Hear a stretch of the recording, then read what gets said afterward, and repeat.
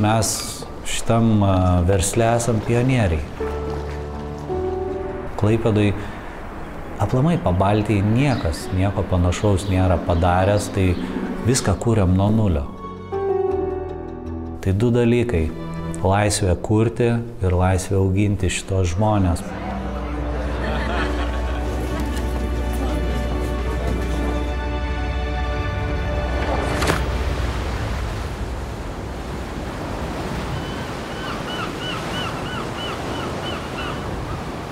Aš buvau jau išbandęs įvairiausių darbų, dirbau Amerikoje, pizzerijose, kepiau burgerius, pizzas, visokių dalykų, vairavau fūrą Amerikoje.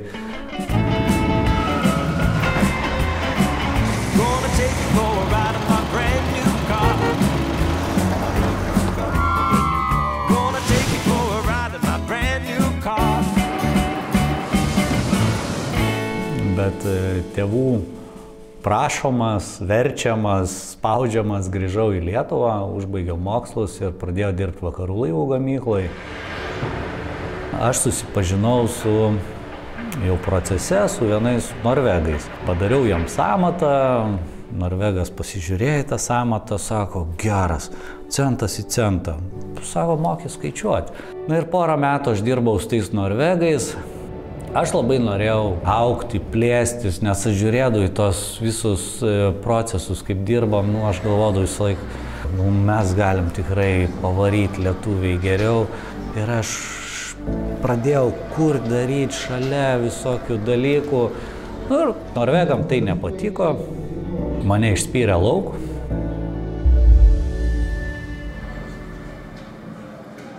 Na ir aš stovėjau prieš pasirinkimą.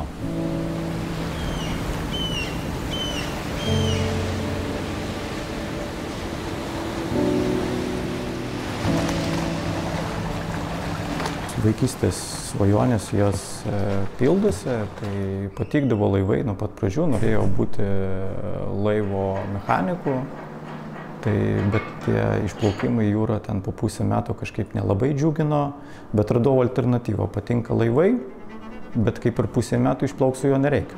Tai jų statyba pasirodo dar įdomesnė nei jų eksploatavimas yra. Po atleidimo tą vakarą mes jau buvom pažįstami su Genadijum, susitikom. Tai ir mes susitikom, jo, jeigu pirmą kartą jaučiu toj legendinį biliardinį, jaučiu pirmą ir vienintelį kartą susitikom tenai. Biliardo klube, žaidėm biliardą ir sakom, tai užtenka, čia kitiem kažkur, davai darom savo. Ir taip ir susikūrėm, taip ir susikūrėm. Pradėjom, buvom 5 žmonės, Genadijus, aš, buhalterę turėjom ir porą darbininkų. Tai pats ir HR, pats ir atrinkė, pats suskaičiuoja, pats savo meistras, pats savo projektų vadovas ir taip pat judėjom. Nei automobilių, nei instrumentų nieko neturėjom, nebuvo, tai pasiskolinau mamos Polo, baba 10 000 litų paskolino, taip ir pradėjom tą biznį.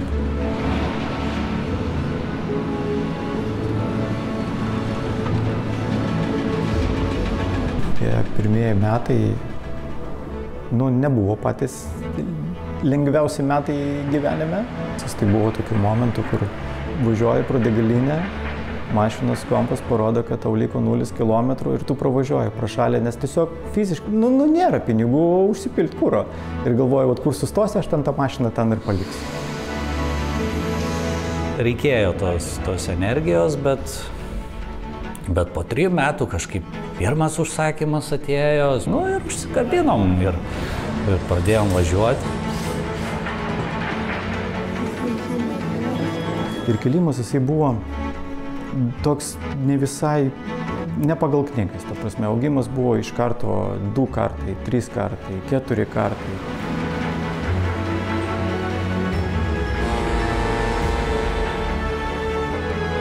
Tai žiauriai fainai, kad sutikau Genadijų ir kad šitą sprendimą priėmėm ir ačiū norvegam, kad išmetė iš darbo.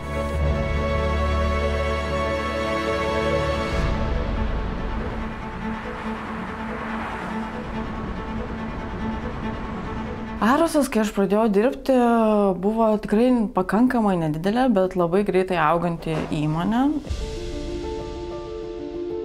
Atsimenu, kad mane nuo pat pirmo karto labai sužavėjo tas toks vidinis jaukumas, daug sprendimų ir komunikacijos vykdavo virtuvėliai. Ir po to kažkaip labai greitai augo. Kiekvienais metais Aros Marine labai keitėsi. Ir struktūros, ir žmonės, jų prisijungdavo vis daugiau. Tai, nežinau, man Arosas asocijuojasi su greičiu, dinamika, pokyčiu.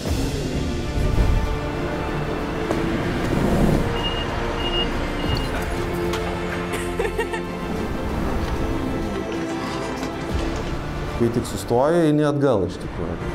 Nėra taip, kad sustoja. Yra tiktais arba pirmyn, arba atgal. Tai, manau, judam pakankamai dideliu greičiu ir po toliau panašu, kad tai nesiliaus.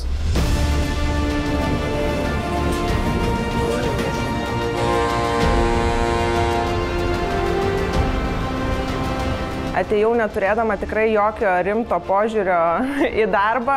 Pradžioje galvojau gamybą, gamybininkai stato laivus, nieko čia nebus įdomaus ir tada nuvažiavau į pirmą savo komandiruotę, kur pamačiau pirmą kruizinį savo laivą.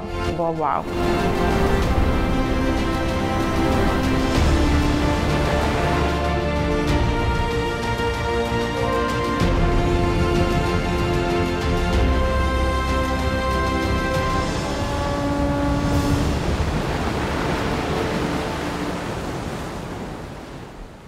Turbūt pagrindinis motivatorius yra laimėjimai. And the winner is Aros Marine. Dirbu su Aros Marine su visais departamentais. Teisė, tiekimas, gamyba, aišku, HR-as. Tai labai smagu yra iš tikrųjų tas pojūtis, kai tu per visus tos lygius praeini, susiderini ir laimi projektą, tai tas laimėjimas tikrai veda į priekį.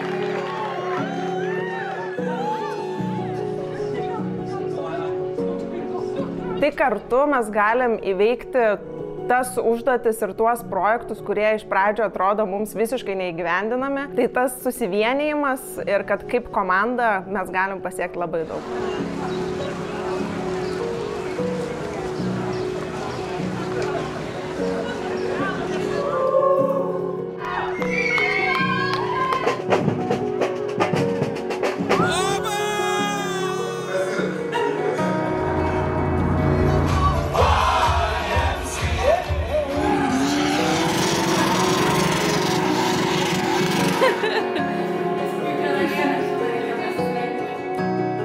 Dirbti čia nėra paprasta ir lengva.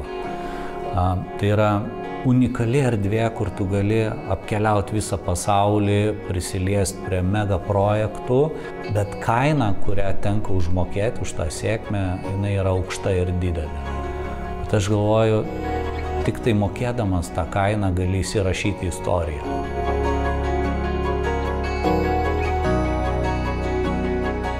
Jie yra tie žmonės, kurie ir kūrė tą Aros vertę, kurie daro projektus. Ir aš prieš juos jaučiu labai didelę atsakomybę, nes jie yra tie kertiniai žmonės, kurie kūrė tą produktą, kurį duoda Aros savo klientam.